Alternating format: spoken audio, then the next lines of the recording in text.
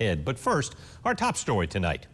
Pleasant Hill may be a historic neighborhood, but one Macon woman is fighting to have something done about what she calls a neighborhood eyesore. Tom George joins us live in Pleasant Hill with her story. Tom.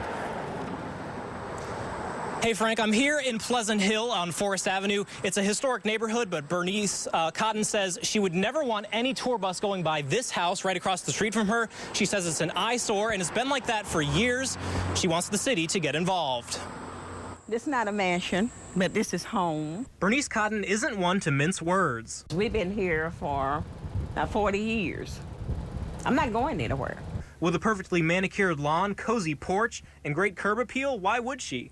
But she says there's one thing ruining her view. This is the first thing I see in the morning and the last thing I see in the afternoon, and I sit in my dining room and look out the door and I'm looking at all this mess. For more than 2 years, she says the abandoned house across Forest Avenue in Pleasant Hill has been an overgrown eyesore.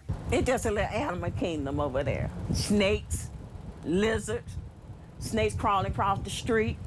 It's gross. She says it's also become a hot spot for vagrants. Young men, old men been walking the street and they just go behind a bush and relieve themselves. Who want to see that?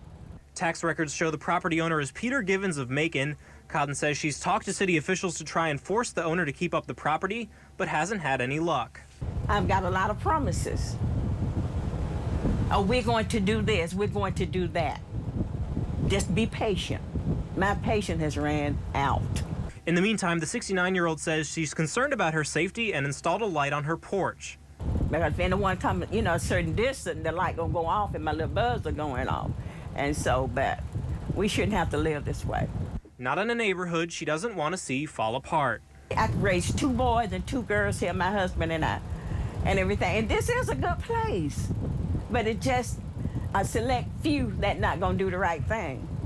And so I have a right to say what I have to say, and I will not be quiet. This hour we have an update in this case. We were able to reach the property owner, Peter Givens. Now he says as of today, the city has contacted him, and he says he's going to be coming out tomorrow to start cleaning up this house and boarding it up. Now I also spoke with Charlotte Woody, who's with the city's Economic and Community Development Department. She says there are codes that need to be followed in terms of home maintenance, and she says they'll also send out appraisers here to look at the house from street level and find out if any codes were violated in this case. We're live in Pleasant Hill. Back to you, Frank. All right, that's Tom George reporting. Tax records show the total value of the property for 2013 as over $11,000.